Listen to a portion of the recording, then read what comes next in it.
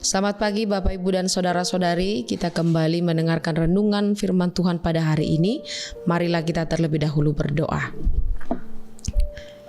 Kasih karunia dan damai sejahtera dari Allah Bapa kita dan dari anaknya Tuhan Yesus Kristus menyertai kamu sekalian.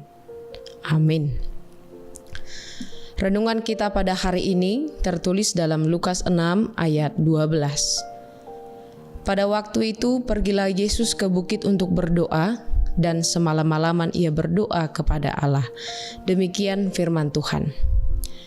Saudara dan saudari yang dikasihi di dalam Kristus Yesus, bayangkan seorang mahasiswa yang sedang bingung memilih jurusan kuliah. Ia memiliki beberapa pilihan yang semua terlihat baik. Ada jurusan yang disarankan orang tuanya, ada yang sesuai dengan hobinya, dan ada yang menurut teman-temannya lebih menjanjikan masa depan. Daripada hanya mengandalkan logika dan pendapat orang lain, mahasiswa ini memutuskan untuk berdoa sungguh-sungguh. Ia meluangkan waktu beberapa hari untuk berpuasa dan berdoa, meminta Tuhan memberi damai sejahtera atas keputusan yang akan diambilnya. Hasilnya, ia memilih jurusan yang sebelumnya tidak terlalu ia perhitungkan, tetapi di sanalah ia justru menemukan panggilannya dan mengalami pertumbuhan rohani serta keberhasilan. Hal ini seperti Yesus pada renungan kita hari ini. Dalam pelayanan Yesus di dunia, Yesus sendiri juga kerap menarik dirinya dari keramaian untuk berdoa. Salah satunya waktu Yesus menghabiskan semalam-malaman dalam doa di atas bukit. Peristiwa ini terjadi sebelum Yesus memilih 12 rasul dari antara murid-muridnya. Tindakan ini menunjukkan betapa pentingnya keputusan tersebut dengan terlebih dahulu mencari kehendak Allah melalui doa yang sungguh-sungguh. Maka yang pertama, ternyata doa menjadi landasan kita untuk membuat keputusan besar.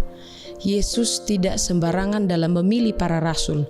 Meskipun ia adalah anak Allah, ia tetap mencari kehendak Bapa. Ini menjadi teladan bagi kita.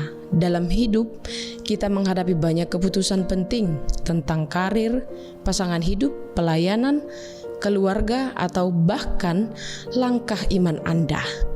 Seringkali kita mengandalkan logika, pengalaman, atau saran orang lain, namun lupa menempatkan doa sebagai fondasi utama.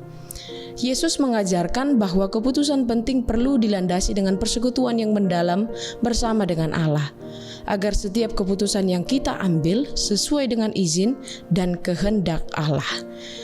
Lalu yang kedua, berdoa menjadi salah satu jalan kesungguhan kita dalam membangun hubungan dengan Allah. Yesus tidak hanya berdoa sebentar atau sekilas. Ia menghabiskan semalam-malaman untuk berbicara dengan Bapanya. Ini menunjukkan kedalaman relasi yang intim dan penuh kerinduan. Di tengah kesibukan pelayanan, Yesus tetap memprioritaskan waktu untuk bersekutu secara pribadi dengan Allah. Bagi kita yang hidup dalam dunia yang serba cepat, renungan ini menjadi pengingat penting. Adakah kita menyediakan waktu yang berkualitas untuk bersama Tuhan?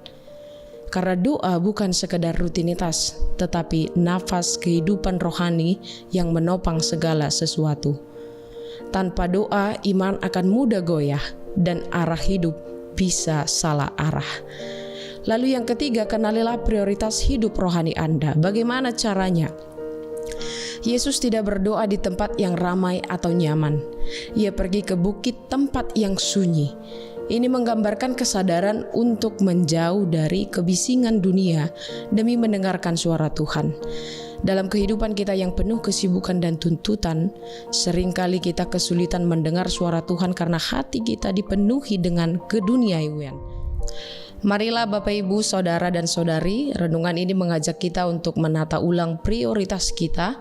Apakah Tuhan dan kehendaknya masih menjadi pusat dari keputusan dan hidup kita?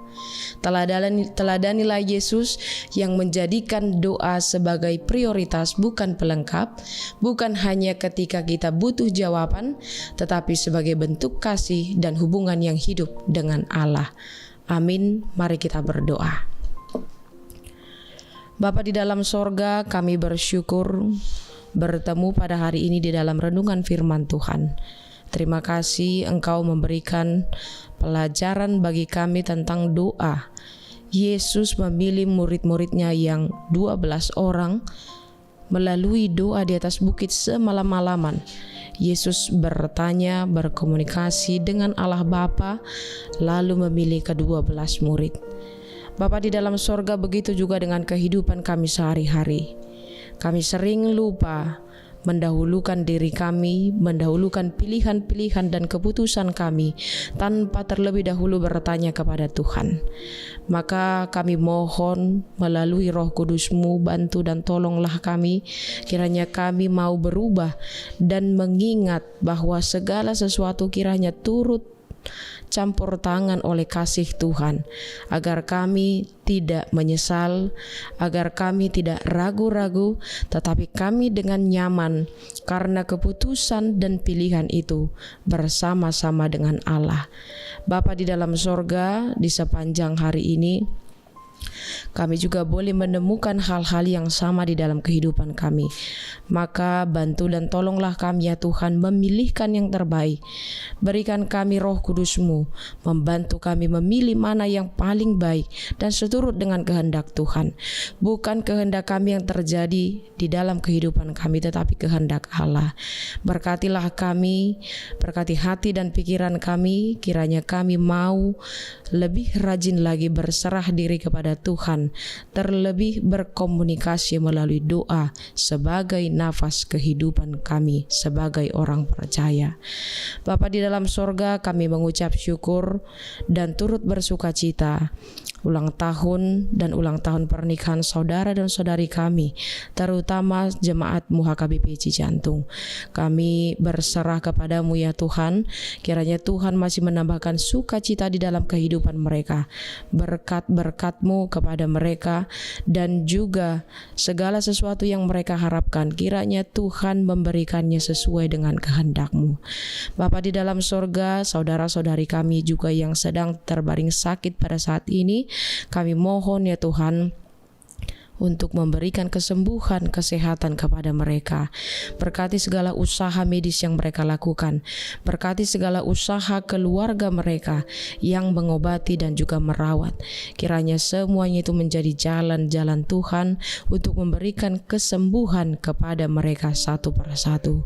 Bapa di dalam sorga, seluruh program di tengah-tengah gereja MUHKBP Cijantung, kami mohon bimbingan Tuhan, terutama Engkau berkatilah pemimpin gereja kami, Amang Pendeta Resort, dan juga beserta panitia-panitia yang bekerja, dan seluruh parhalado beserta jemaat yang turut mengambil bagian di dalam seluruh program itu.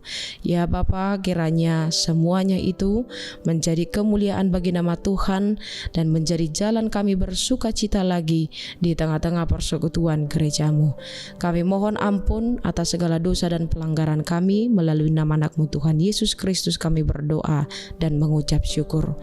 Anugerah Tuhan kita Yesus Kristus, kasih setia Allah Bapa, dan persekutuan Roh Kudus menyertai kamu sekalian. Amin. Selamat pagi Bapak Ibu dan saudara-saudari, tetap semangat bekerja dan Tuhan Yesus memberkati.